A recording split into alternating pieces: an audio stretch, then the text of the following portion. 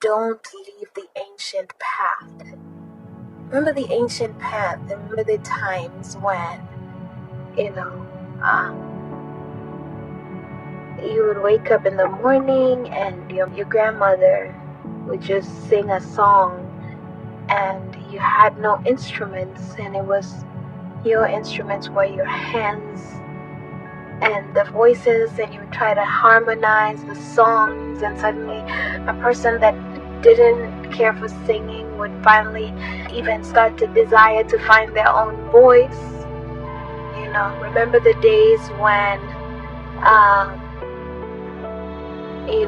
remember when you had to have like offering physically, that it would be shameful to walk into church without offering in your hands? Yeah, remember when coming to church late was not even a thing that is possible? Like, it was just like, no, that can't even happen. It's just like, no. Remember when there was no background music during prayer, and there was no audio Bible? It was just the book and prayer.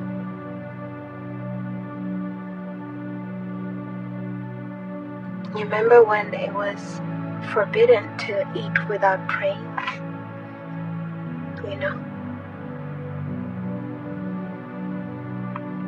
Remember when the first thing you did in the morning was fold your hands and pray?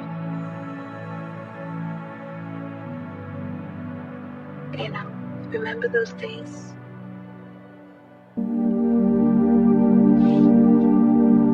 See, the Bible talks about a journey that David was taking, and he wanted to bring back the presence of God into his covenant. The Ark of the Covenant had been stolen by the Philistines, and now David is out to go and bring back the Ark, which represented the presence of God dwelt in the Ark. And they built this cart, and they put the Ark on a cart with wheels. Yet the Ark was meant to be carried on the shoulders of the priests. There will be golden carts. There will be easier ways to do things. Even more easier ways to do things. Don't depart from the ancient path. Don't depart. There will be those options. There will be those options to make things easier, do it faster, produce more. There will be new methods, new styles.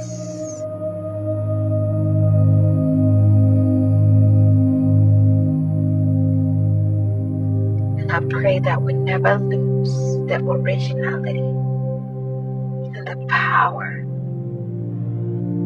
of simplicity. Simple. This message is for a person that feels like it's complicated to come to the presence of God, and unfortunately we've adapted these ways into a time of intimacy with God. Though all you've seen online is a cup of coffee, highlighters, notebooks, and suddenly now you think that the only way to connect with God is by having a nice cute corner, with a fur mat and a cup of coffee and a highlighter. And so now you are feeling like you lack. It's made you start to feel like you don't have enough. It's not complicated. It's simple. It's very simple. It's very simple. The most genuine and authentic times that I've personally had with God have been times that I'm just being myself. Like, there have been times when there is no aesthetic. I'm just talking to my Father. You know? When was the last time you stepped outside and you took a walk with God and you let Him show you where the lining of the sky meets with the buildings and the birds, and you smelled the air? He was able to speak to you. You received a revelation just by how still the waters are and how the trees lean to the side and somehow are not able to fall. When was the last time? When was the last time you entered into His presence and said nothing, but you let silence speak? And for the first time, you were not asking for anything. You just were content and satisfied with Him. Because you understand that as we behold Him, we are transformed. We are formed. Even just us, this is why it's so important to be in a place of worship. Because the Bible says you have come to Mount Zion. Mount Zion is a place, it's a place where God dwells. And so it's so important to be there physically. When did church become so useless to you? Why has church become so useless? Why has church become so optional to people? Did people forget the power of the presence? Did people forget that He is our healer, our provider, and we don't just come to His presence for healing. We don't just come to His presence for provision. He is Jehovah Jireh, but He is Elohim. He's Adonai. He's El Elyon. He's God Most High. He's the one that takes priority. It doesn't matter if you've forgotten Him. He's still God Most High. And you choose how you want to experience Him. Whether you want to experience His wrath or His love, His favor or His judgment. Choose today whom you will serve. Because if you don't serve Him, there will be people that serve Him.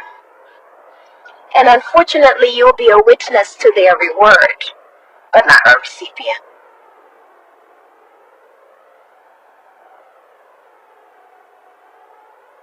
That's the truth.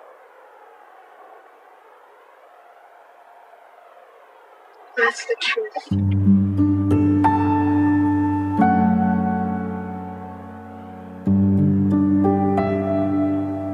Therefore, let us enter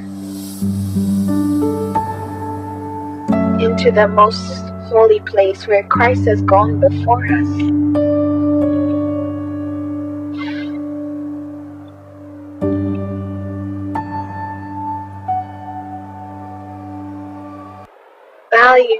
Value His presence again.